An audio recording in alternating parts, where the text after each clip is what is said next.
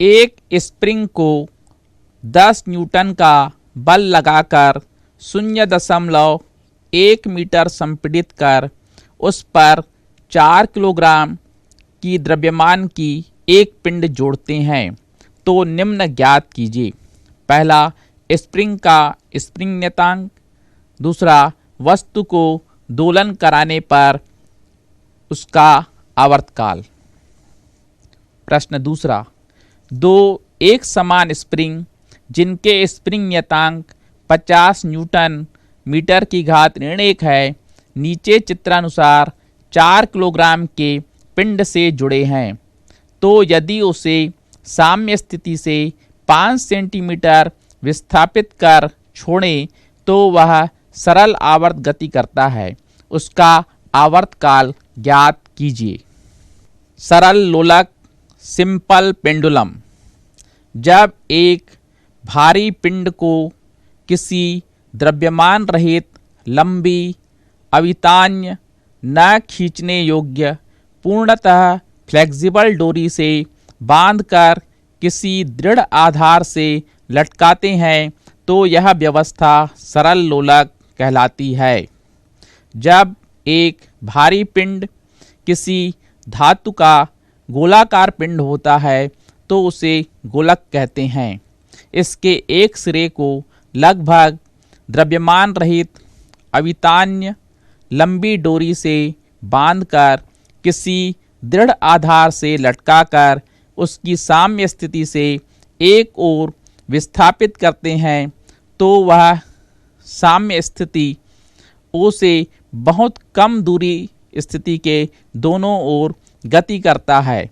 इस स्थिति में रीस्टोरिंग बल गुरुत्वीय बल होता है जो उसे साम्य स्थिति ओ की ओर लाने का प्रयास करता है, तो उसकी गति सरल आवर्त गति होती है। दृढ़ आधार के लटकन बिंदु से गोलक के गुरुत्व केंद्र तक की दूरी कोष्ठक में लटकन बिंदु से धागे की लंबाई धन गोलक की त्रिज्या धन हुक की लंबाई, यह सरल लोलक की प्रभावकारी लंबाई कहलाती है। माना कि वह L है तथा गोलक का द्रव्यमान M है। बच्चों, आपके सामने आप देख रहे हैं कि एक हमारे पास पीतल का गोल पिंड है जिसका द्रव्यमान बहुत ज़्यादा है। उसको में हमने एक हुक लगाया है और उस हुक से हमने एक लंबी अवितान्य लगभग द्रव्यमान रहित डोरी को एक दृढ़ आधार से बांध दिया है। जैसे हम इसको दृढ़ आधार से लटकाते हैं, इस स्थिति में लोलक का भार mg ऊर्ध्वाधरता नीचे की ओर और इस रस्सी पर तनाव बल T लगता है और ये दोनों बराबर और विपरीत होते हैं, तो यह साम्य स्थिति कहलाती है। जैसे ही हम इसको साम्य स्थिति से थोड़ा सा हटाते हैं तो यह गोलक अपनी मध्यमान स्थिति के दोनों ओर आप देख रहे हैं बार बार आ और जा रहा है। जब यह साम्य स्थिति में रहता है तो इसका वेग बहुत अधिक रहता है, गतिज ऊर्जा अधिकतम होती है और वह उसके कारण अपनी मध्यमान स्थिति से दूसरी तरफ जाता है। जैसे ही साम्य स्थिति से अधिकतम विस्थापन पर रहता है वहाँ पर उसका वेग शून्य होता है, फिर वह वापस साम्य स्थिति की ओर आता है। जब यह अधिकतम विस्थापन की स्थिति में रहता है तो रीस्टोरिंग बल लगता है जो उसको साम्य स्थिति में लाने का प्रयास करता है। यह रीस्टोरिंग बल mg sin थीटा होता है। जब अधिकतम विस्थापन में रहता है तो रस्सी का तनाव mg के घटक mg cos थीटा से संतुलित हो जाता है, परंतु बल mg sin थीटा के कारण यह अपनी मध्यमान स्थिति के दोनों ओर आ और जा रहा है। इस तरह इस पर रीस्टोरिंग बल mg sin थीटा लगेगा।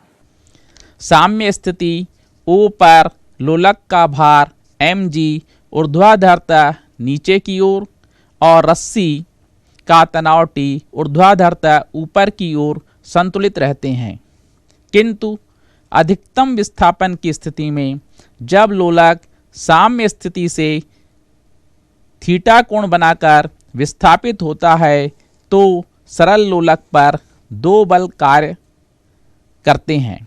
पहला, धागे पर तनाव बल T ऊपर की ओर तथा दूसरा गुरुत्व के कारण ऊर्ध्वाधरता नीचे की ओर mg बल। बल mg का धागे के अनुदिश वियोजन mg cos थीटा जो धागे के तनाव T से संतुलित होता है अर्थात T बराबर mg cos थीटा तथा उसके लंबवत mg sin थीटा जो उसे साम्य स्थिति की ओर लाने का प्रयास करता है। अतः डोरी पर रीस्टोरिंग बल mg sin थीटा होता है। यह अपना दृढ़ आधार है। इस धागे फिर ये आपका हुक है और इससे हमारा ये गोलक लटका हुआ है। ये साम्य स्थिति हमारी O है। इसमें लोलक का भार mg ऊर्ध्वाधरता नीचे की ओर और डोरी में उत्पन्न तनाव T। यह हमारा दृढ़ आधार है। ए से हमने एक धागा बांधा है और धागे से हुक जुड़ा हुआ है। हुक से एक भारी पिंड का गोलक जुड़ा हुआ है। गोलक का भार mg ऊर्ध्वाधरता नीचे की ओर है और ये साम्य स्थिति है। तनाव बल T इससे बैलेंस है। अब हम इसको बहुत ही अल्प कोण लगभग थीटा से इसके माध्य स्थिति से विस्थापित करते हैं।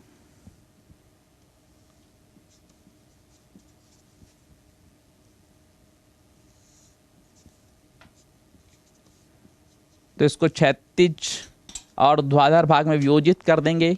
इधर इसका भार हो गया mg cos थीटा और इधर इसका भार हो गया mg sin थीटा।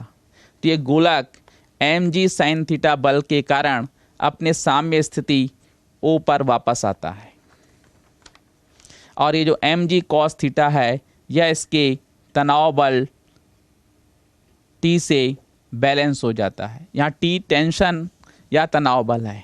तो लोलक पर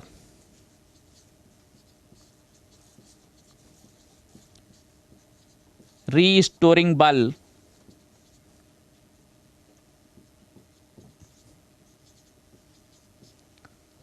F बराबर ये इसको वापस ला रहा है माध्य स्थिति की ओर, तो ये आपका हो जाएगा माइनस mg sin थीटा। यदि कोण छोटा हो, ये जो कोण था बहुत छोटा हो,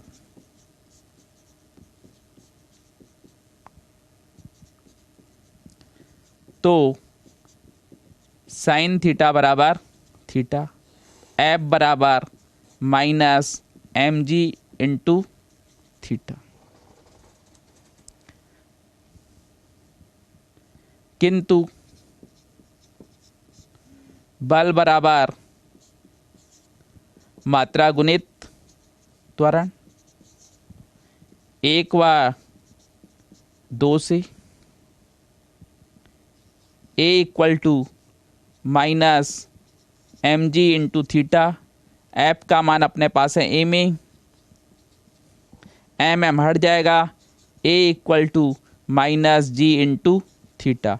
फिर आप देख रहे हैं यहाँ पर त्वरण विस्थापन के समानुपाती है और उसकी दिशा विपरीत है। त्वरण विस्थापन के समानुपाती और उसकी दिशा विपरीत है, इसलिए यह गति सरल आवर्त गति होगी।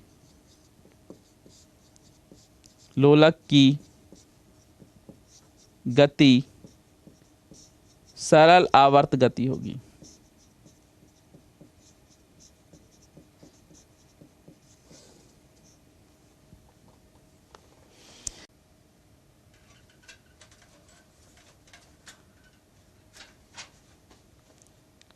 तो बच्चों अभी आपने देखा त्वरण A बराबर माइनस जी इंटू थीटा, समीकरण नंबर 3। चित्र से देखिए, कोण थीटा बराबर चाप बटे त्रिज्या।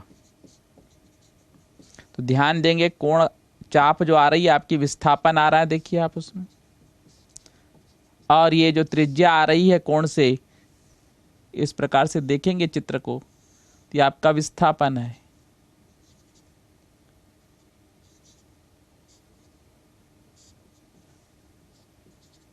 और यहाँ से यहाँ तक ये प्रभावकारी लंबाई, तो ये आपका हो जाएगा L। तो इसलिए ये मान रखेंगे समीकरण 3 में, ये मान समीकरण 3 में रखें तो त्वरण A बराबर -G विस्थापन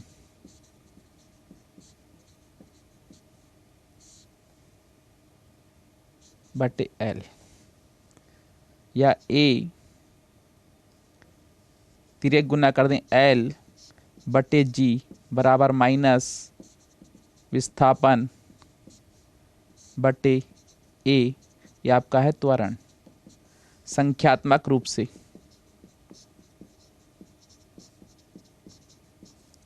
L बटे G बराबर विस्थापन बटे त्वरण, इसलिए आवर्तकाल T बराबर 2 पाई वर्गमूल विस्थापन बटे त्वरण, तो T equal to 2 pi under root L upon, ये आपका सरल लोलक के आवर्तकाल का व्यंजक हुआ। यह सरल लोलक के आवर्तकाल का व्यंजक हुआ, जिसे हम T बराबर 2 पाई वर्गमूल L बटे G। यदि अब आपको आवृत्ति चाहिए तो आवृत्ति न्यू बराबर 1 बटे T, तो 1/2 pi under root G upon L, तो ये आवृत्ति का हो जाएगा।